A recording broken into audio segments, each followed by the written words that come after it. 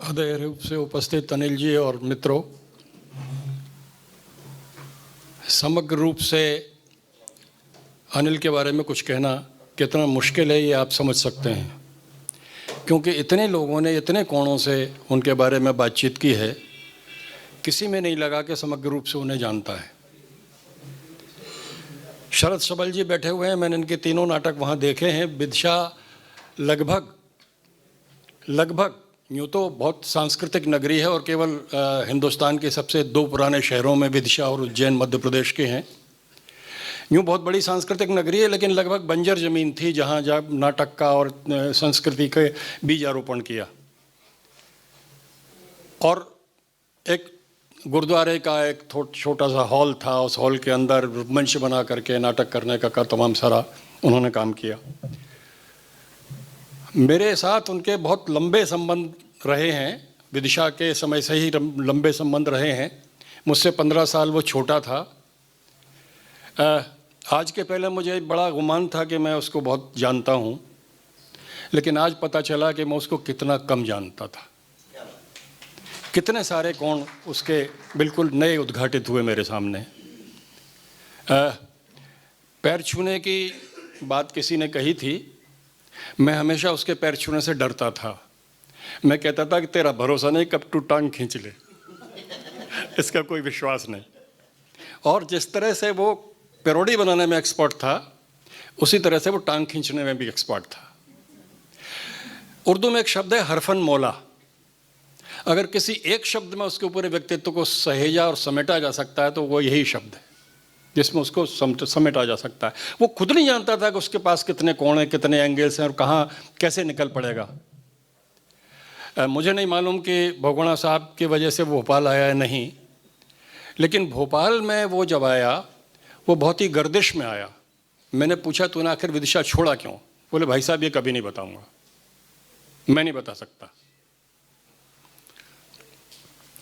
पता नहीं किन किन लोगों से उसको शिकायतें थीं, और जिन लोगों से उसको गंभीर शिकायतें थी उनका कभी जवान पर नाम नहीं लाता था। वो कहता था हिसाब चुकाऊंगा, नाम किसी का नहीं लूंगा। बहुत सारे काम के एग्जीबिशंस का यहाँ जिक्र किया है। कमल जी यहाँ बैठे हुए हैं। दिल्ली में सेकुलर हाउस में शशि भूषण जी के में एक बहुत बड़ी एग्जीबिशन लगी थी। बहुत बड़े बड़े लोग उसके अंदर आए थे और बहुत उसका जिक्र हुआ था। वो एग्जीबिशन ने दिल्ली में भी धमक जमाई थी। ये बिल्कुल मॉडर्न टेक्नोलॉजी थी जिसमें वो कहाँ से कविताएं निकाल लेता था, कहाँ से तस्वीरें निकाल लेता था, उनका कॉम्बिनेशन कैसे बना लेता था, उसके पोस्टर्स कैसे तैयार कर लेता था, कैसे उसकी डिज़ाइनिंग करता था, कैसे उसकी मास्किंग करता था। ये सारे काम वो कैसे कर लेता था। मुझको तो आज तक ये जो स्मार्टफोन है वो मुझे आज तक हैंडल करना नहीं आया। वो उसने ये सारी चीज़ें, उसमें पता नहीं एक भूत अंदर रहता था। लोग कह रहे हैं बच्चा रहता था, उसके अंदर एक भूत था। वो भूत उसको निकाल करके किसी भी चीज़ के पीछे वो पड़ जाता था, भूत की तरह उसके पीछे लगता था और वो काम करने लगता था। जब भोपाल में आया तो बहुत ही आर्थिक रूप से बहुत ही गर्दिश के दिन थे उसके। यूँ दिलो दिमाग से उसमें गर्दिश कभी नहीं रहती थी। मुझे ये तस्वीर बिल्कुल इसलिए पसंद नहीं है कि इस कुर्सी के ऊपर रखी हुई है। शारीरिक रूप से वो विकलांग था, भले ही था, लेकिन हौसले उसके कभी विकलांग नहीं थे। इसलिए तस्वीर को मेरे मन को स्वीकार नहीं है। ये ठीक है कि इस कुर्सी ने उसका बहुत अंतिम दिनों में जब वो बहुत ही परेशान था उसने साथ दिया है। इस कुर्सी का मैं आभार भी मान सकता हूँ। लेकिन ये क्यों हुआ? ये इसलिए हुआ कि जब तक वो विकलांग था उस पे उसके हौसले ने कभी दम नहीं तोड़ा था। लेकिन जब उसने अपने पैर को सीधा करने की कोशिश की, उसका ऑपरेशन करने की कोशिश की, तभी से उसके दुर्दिन शुरू हो गए और तभी उसको कुर्सी का सहारा लेना पड़ा। अगर वो नहीं लेता, जाने क्यों मेरा विश्वास है कि उसकी विकलांगता उसे उसके हौसले को बढ़ाती रहती और वो हमारे बीच में जिंदा रहता। ये लगता है। नाटक उसने किए हैं हमारे साथ। एक बहुत बड़ी घटना है, अचानक मैंने एक दिन उसको बैठे बैठे यूँ ही कहा कि आजकल तो आलोचना बहुत कम होती है, लोग कहीं पाकिस्तान भेज देते हैं, कहीं कहीं भेज देते हैं, आलोचना बर्दाश्त नहीं होती।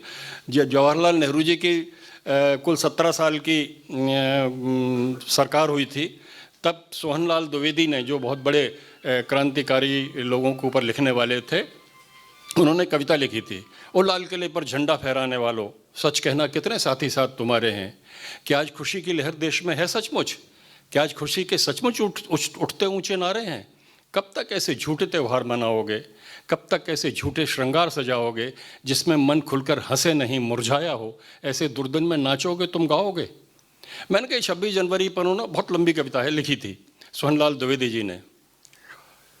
ये पता नहीं मैंने उसको सुनाया, इसके दिमाग में क्या बनी रही, अचानक एक दिन 20 जनवरी को मुझसे बोला कि 25 जनवरी को एक ट्रक लगा करके अपन पूरे शहर के अंदर घूमेंगे और प्रदर्शन करेंगे।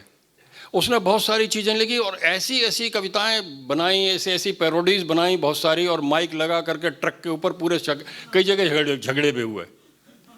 खासकर हमारे गुट्टू भैया बैठे, इनकी पार्टी के लोगों ने तो बहुत ही झगड़ा किया उनसे। तो राष्ट्रीयता के छद्म को उसने अनमास्क किया कि राष्ट्रीयता के आड़ में लोग कितने बड़े बड़े खेल कर जाते हैं। ये तमाम सारी बातें पूरे शहर के अंदर 26 जनवरी का उत्सव हो रहा है, 26 जनवरी की परेड निकल रही है, 26 जनवरी का ये सब, उसका बिल्कुल विलोम उसने काम किया। मैं उसके साथ जरूर था और मुझे लगातार ही लगता था कि मेरे पास हेलमेट क्यों नहीं, पता नहीं कभी उसकी ज़रूरत पड़ सकती है। ये तमाम सारे वो काम करता रहता था। तो एक आदमी जो कविता कर लेता है, एक आदमी जो आयोजन कर लेता है, और जिस तरह से रेस्क्यू ऑपरेशन किया था सविता भार्गव का, वो मुझे अच्छी तरह याद है। वो लगभग रेस्क्यू ऑपरेशन था, उठा करके उनको यहाँ ला करके, और सबसे पहले उसने मुझे बताया था, मैं ही उस पते पे सबसे पहले सविता से मिलने के लिए भी गया था उनके घर, वहाँ ऊपर कहीं गली, वो छोटे से जीने से चढ़ करके ऊपर। तो ये उसके अंदर इतने विरल गुण थे बहुत सारे।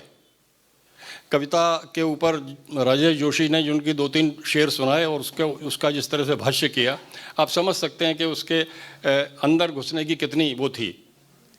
तो कुल मिलाकर के अगर एक व्यक्ति के अंदर इतनी सारी चीज़ें हों, और इतना ही नहीं है, इतने सारे अच्छे अच्छे गुण नहीं, लुम्पेनाइज गजब का लुम्पेन था वो। उस जैसा लुम्पेन ढूंढना भी मुश्किल है, वो भी बिल्कुल परफेक्ट लुम्पेन था। गाली वाली की बात तो लोग करते हैं, लेकिन पूरी तरह से लफंगा था। और हमारे राजेश जोशी बहुत अच्छे कवि हैं और हिंदुस्तान में इनका बड़ा मान है, हमें बड़ा गर्व है इनके साथ रहने का। तमाम सारा इनका कहना ये है, हाँ हाँ हाँ हाँ, संडे हो या मंडे, हाँ बिल्कुल है ना, और वो राम ये वो, हाँ सब। तो राजेश जोशी जी का कहना ये है कि मेरी कविता का बीज मेरी आवारगी में है। आवारगी में ही कविता का बीज है, क्योंकि उससे इतना ज़्यादा एक्सपोजर होता है, इतनी तमाम सारी चीज़ों को देखते हैं, मिलते हैं, तमाम सारी चीज़ों से टकराते हैं, तो उन तमाम सारी चीज़ों से जो विचार उत्तेजना पैदा होती है, वो कहीं ना कहीं आप में, मतलब आपके अंदर कुछ पैदा करती है, कुछ क्रिएशन के लिए आपको प्रेरित करती है, वो तमाम सारी चीज़ें उसके अंदर। तो वो भी बहुत ज़बरदस्त आवारा था। ऐसे ऐसे विचार आते थे उसके दिमाग में, विदिशा वालों के कभी ख्याल में नहीं आता होगा, खम्बाबा कहते रहते हैं उसे।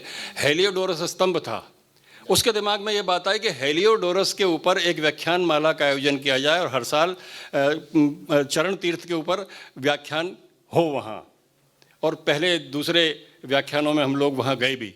हेलियोडोरस की स्थिति, अब मैं उसके इतिहास में नहीं जाऊँगा, मतलब अशोक का काल, हेलियोडोरस का स्तंभ, और उसको याद करते हुए, हेलियोडोरस की विशेषताओं को साथ समाहित करते हुए उसके ऊपर व्याख्यान माला का आयोजन करना, इतना विचार था, इतना अद्भुत विचार था।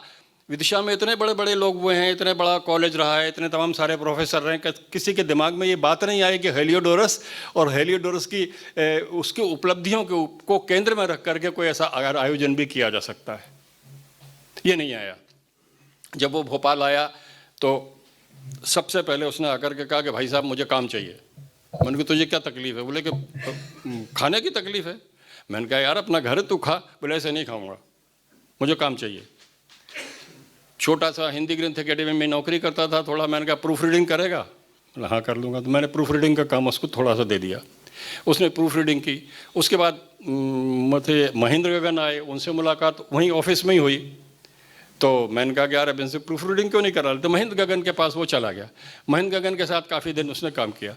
फिर जैसा कि था कि मतलब उसके सींग हर जगह नहीं समाते थे, तो महेंद्र गगन से भी उसकी बहुत ज़्यादा नहीं बनी और महेंद्र गगन से फिर वो अलग हो गया।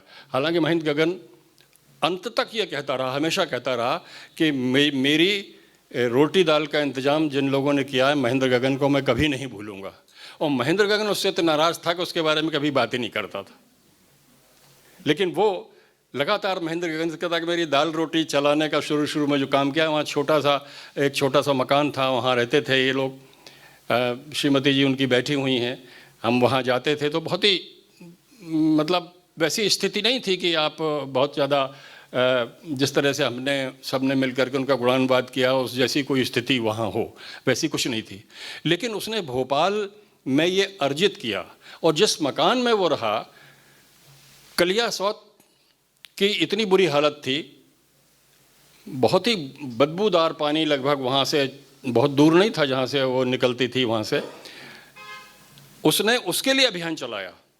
मोहल्ले में लोगों को इकट्ठा किया, पंचों वंचों जन किन किन से कैसे कैसे मिल लेता था उनको इकट्ठा चलाया, और बीच में पानी हाँ बांध बनाया, उसके लिए पानी रोकने की कोशिश की, तमाम सारी कोशिश की। ये पर्यावरण की चेतना आपको अचानक कैसे आ गई? वहाँ बैठे बैठे वहाँ हम सब लोग जाते थे, वहाँ बैठते थे।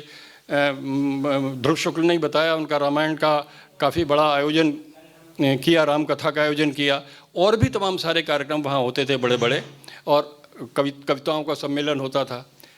बुनियादी तौर पर वो विदिशा में जनवादी लेखक संघ का सदस्य था, और यहाँ भी लगातार वो बना रहा, उसके काम करता रहा।